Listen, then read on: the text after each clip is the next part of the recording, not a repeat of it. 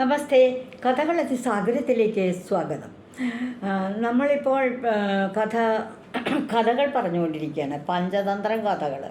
അതിലെ 5 തന്ത്രങ്ങളിൽ മിത്രഭേദം നമ്മൾ ഒരുപാട് കഥകൾ പറഞ്ഞു. മിത്ര ലാഭം പറഞ്ഞു, രണ്ടാമത്തെ തന്ത്രം. ഇപ്പോൾ സന്ധിവിഗ്രഹം എന്ന് പറയുന്ന 3ാമത്തെ തന്ത്രത്തിലെ കഥകളാണ് പറഞ്ഞുകൊണ്ടിരിക്കുന്നത്. അതിൽ മേഘവർണ്ണൻ എന്നൊരു കാക്കയും ചിരഞ്ജീവി എന്നൊരു കുറുക്കനുണ്ട്.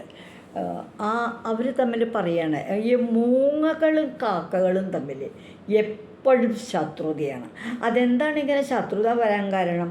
കാക്കകൾക്ക് പകൽ വെളിച്ചത്തിൽ കണ്ണ് നന്നായിട്ട് കാണാം, എന്നാൽ മൂങ്ങകൾക്ക് പകൽ വെളിച്ചത്തിൽ അവർക്ക് കണ്ണ് മങ്ങിയേ കാണുള്ളൂ, നിഴൽ പോലെയൊക്കെ കാണുള്ളൂ.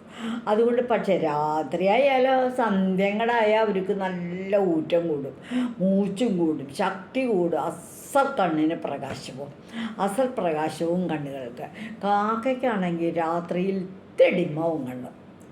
അതുകൊണ്ട് കാക്കകൾ എപ്പോഴും മൂങ്ങകളെ, കൂമന്മാരെ ആക്രമിക്കുന്നത് പട്ടപ്പകലായിരിക്കും. കാരണം അപ്പോഴല്ലേ കൂമന്മാരുടെ കണ്ണിന് ഇത്തിരി ഡിമ്മാവണത്. മൂങ്ങകൾ കാക്കകളെ ആക്രമിക്കുന്നത് നല്ല നട്ടപ്പാതിരയ്ക്കാണ്. കാരണം എന്താ? അപ്പോഴാണ് കാക്കകൾക്ക് കാഴ്ചശക്തി ഇത്തിരി ഡിമ്മാവണ സമയം. അപ്പോൾ ചിരഞ്ജീവി ചോദിക്കുകയാണ് ഇവരുടെ ഇടയ്ക്ക് നിൽക്കുന്ന, എന്താ ഇങ്ങനെ നിങ്ങൾ തമ്മിൽ ഈ കുടിപ്പകയുണ്ടാകാൻ കാരണം? മൂങ്ങകളും കാക്കകളും തമ്മിൽ കുടിപ്പക ഉണ്ടാകാൻ കാരണം. അപ്പം അതിന് ഒരു മേഘവർണ്ണം ചോദിക്കുക, എന്തിങ്ങനെ ഇത് വരണേ? അത് പക്ഷികളുടെ നിർഭാഗ്യം പറയണ്ടു. ഈ നരിയുടെ തോലുകൊണ്ട് കുപ്പായമിട്ട, നരി എന്ന് പറഞ്ഞാൽ ഒരു കഴുത, നരി പുലികളുടെ തോലിട്ട ഒരു നരിമട, നരിവേട്ട എന്നൊക്കെ കേട്ടിട്ടില്ലേ?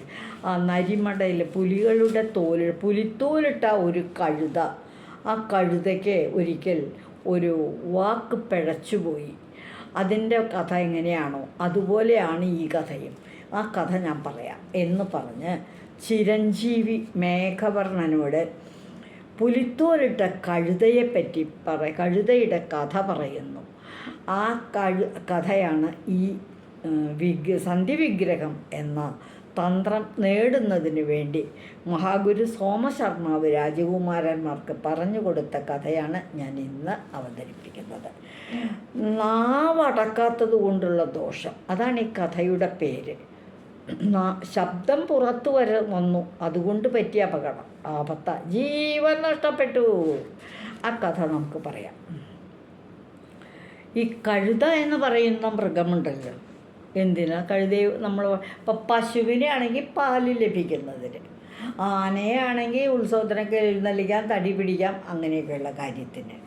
അതുപോലെ കുതിരകളെ ആണെങ്കിൽ യാത്ര ചെയ്യുന്നതിനായിട്ട്, കാളകളെ ആണെങ്കിൽ കലപ്പ വലിക്കുന്നതിനായിട്ട് എന്ന പോലെ കഴുതകളെയും കർഷകർ വളർത്താറുണ്ട്.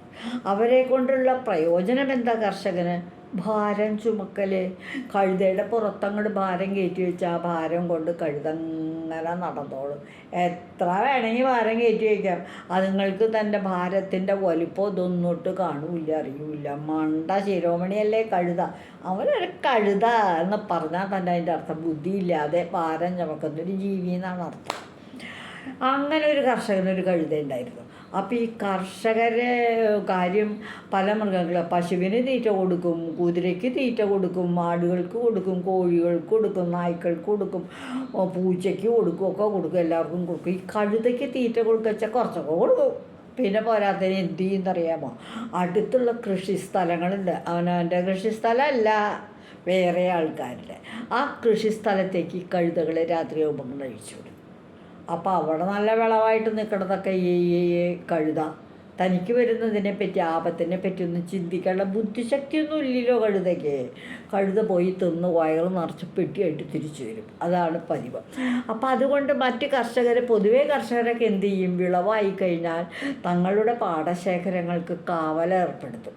കാരണം ഈ കഴുതകൾ വേറെ ഓരോരുത്തർ മൃഗങ്ങൾ വന്ന് ഉപദ്രവിക്കാതിരിക്കാൻ വേണ്ടി പന്നികൾ വരും, കഴുതകൾ വരും, അങ്ങനെയൊക്കെ വരുമല്ലോ. മാനുകളൊക്കെ ചെന്ന് പുല്ലൊക്കെ തിന്നും, അങ്ങനെയൊക്കെ.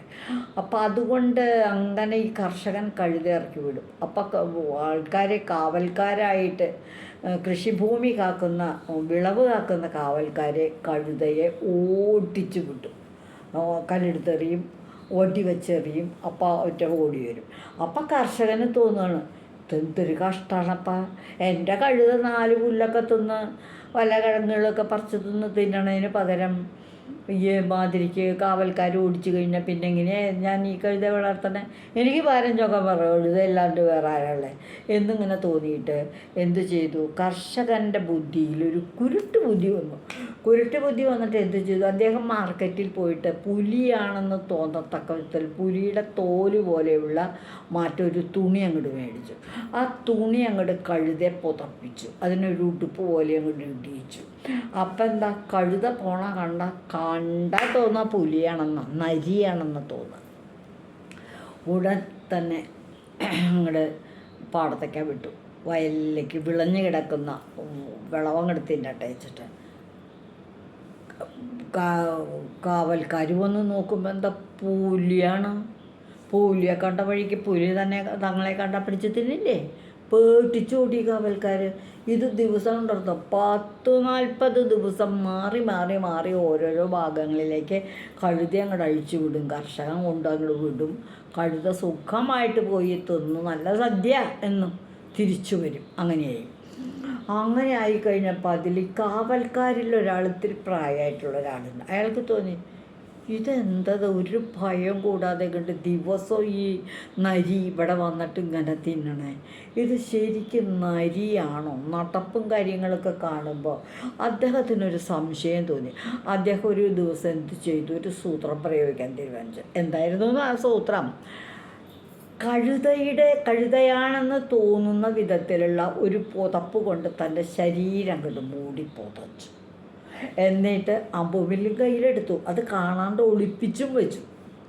ഏറി വന്ന ഇത് കഴുതയെ അമ്പെയ്യണം എന്ന് വിചാരിച്ചിട്ട്.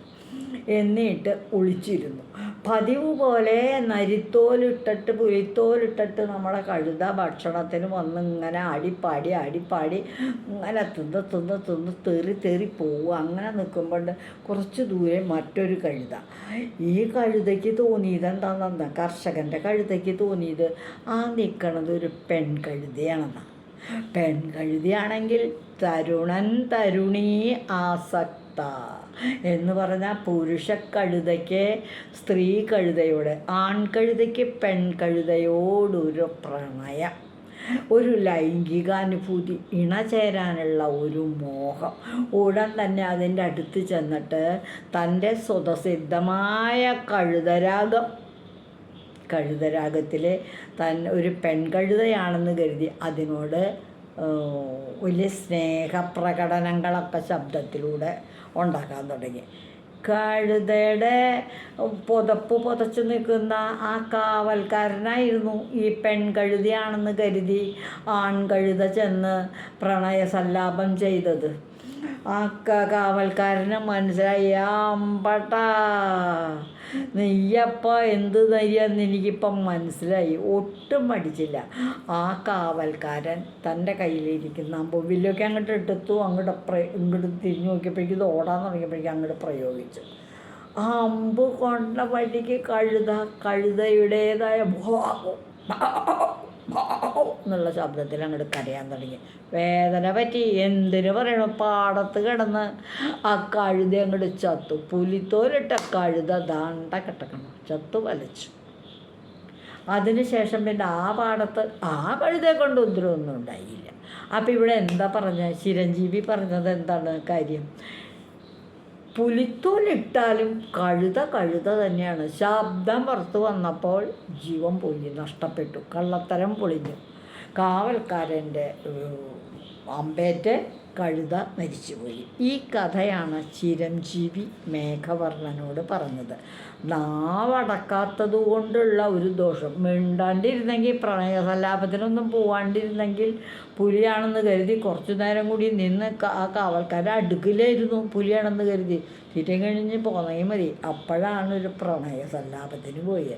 അതുകൊണ്ട് നാവടക്കാത്തത് കൊണ്ടുള്ള ദോഷം എന്താണെന്ന് ഈ കഥയിലൂടെ ചിരഞ്ജീവി മേഘവർണ്ണനെ മനസ്സിലാക്കി കൊടുത്തു. അതാണ് ഈ കഥ. ഇനി പണ്ട് ഈ പകൽ കുരുടന്മാർക്കുണ്ടോ അങ്ങനെ? അപ്പോഴാണ് ഒരു വയസ്സൻ കാക്ക അങ്ങോട്ട് കടന്നു വന്നത്.